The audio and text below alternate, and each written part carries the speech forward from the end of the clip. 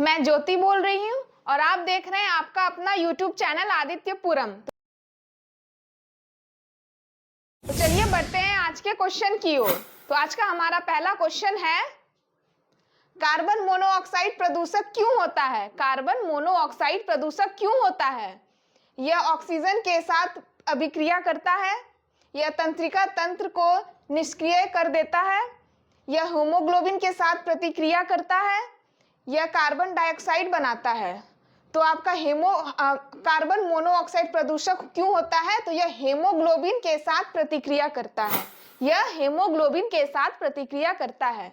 तो ऑप्शन सी।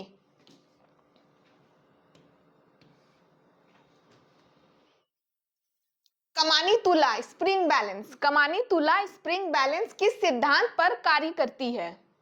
पास्कल नियम, हुक नियम, बॉयल नियम या बर्नौली सिद्धांत?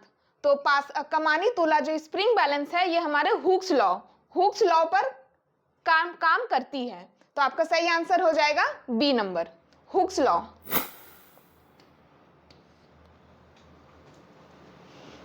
निम्नलिखित में से किसकी कमी से एनीमिया रोग होता है? निम्नलिखित में से किसकी कमी से एनीमिया रोग होता है? कैल्शियम, आयोडीन, जस्ता या लोहा? एनीमिया है वो आयरन की कमी से होता है, लोहा की कमी से। तो option D is the right answer. और सबसे ज्यादा प्रचुर मात्रा में लोहा पालक में पाई जाती है। तो पालक का सेवन करने से हमारी बॉडी में जो लोहा है, हमारी बॉडी में जो आयरन का जो इंग्रेडिएंट्स है वो सही मायने में रहता है। तो option D is the right answer.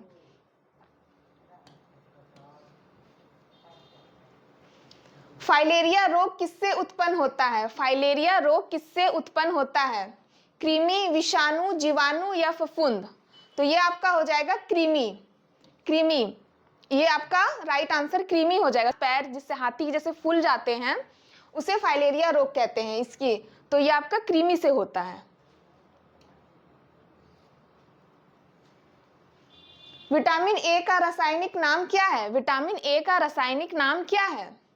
Thymine, retinol, biotin या टोकोफेरॉल? आपका सही आंसर हो जाएगा रेटिनॉल। विटामिन ए का रासायनिक नाम रेटिनॉल है। थाइमिन आपका हो जाएगा विटामिन B1, बायोटीन आपका हो जाएगा विटामिन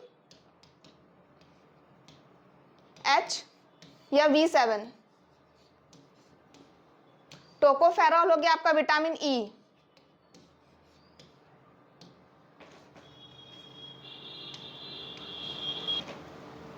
छिली हुई सब्जियों को धोने से कौन सा विटामिन निकल जाता है? छिली हुई सब्जियों को धोने से कौन सा विटामिन निकल जाता है? Vitamin C, vitamin A, vitamin E और विटामिन डी। तो जैसा कि विटामिन जो कि पानी में घुलने वाला जो वाटर सॉल्युबल विटामिन होता है विटामिन बी और सी होता है वाटर सॉल्युबल, और जो फैट सॉल्युबल होता है वो KEDA, विटामिन के, vitamin E, vitamin D and vitamin A. तो आपका जल में घुलनशील, तो जल में घुलनशील आपका विटामिन सी। तो सब्जियों को धोने से जो हमारा जो विटामिन सी निकल जाता है, इसलिए सब्जी हमेशा काटने से पहले ही धोना चाहिए। तो विटामिन सी। तो option A is the right answer.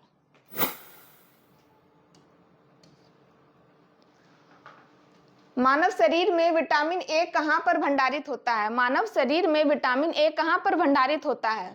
त्वचा में, यकृत में, किडनी में या मस्तिष्क में? तो जो हमारा विटामिन ए जो होता है वो यकृत में भंडारित होता है, और यकृत जो है मानव शरीर की सबसे बड़ी ग्रंथि है, लीवर। तो option B is the right answer.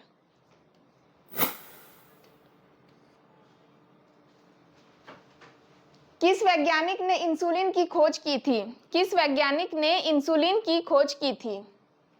Frederick grant betting ने, चार्ल्स हर्बर्ट बेस्ट ने, या उपयुक्त दोनों या इनमें से कोई नहीं? तो ये आपका हो जाएगा फ्रेडरिक ग्रांट बेटिंग ने और चार्ल्स हर्बर्ट बेस्ट ने। तो आपका ये दोनों, तो ऑप्शन उपयुक्त दोनों, तो option C is the right answer.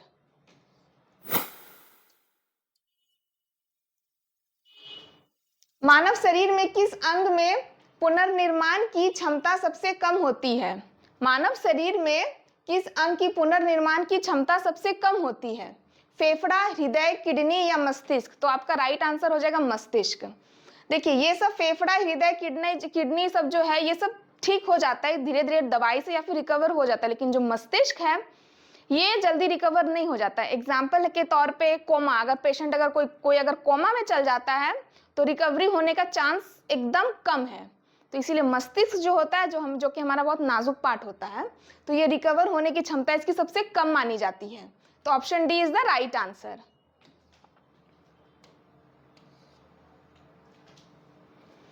मस्तिष्क की सुरक्षा के लिए मस्तिष्क के ऊपर की 3 परत कौन सी होती है? मस्तिष्क के ऊपर की 3 परत जो कौन सी होती है? ड्यूरा मैटर, आर्केनॉइड मैटर, या पाया मैटर, या उपयुक्त सभी?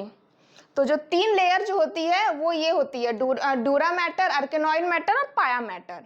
तो उपयुक्त सभी, तो आपका option D is the right answer. I hope आपको मेरी वीडियो अच्छी लगी होगी, तो प्लीज आप इसे ज्यादा से ज्यादा लाइक करें, शेयर करें।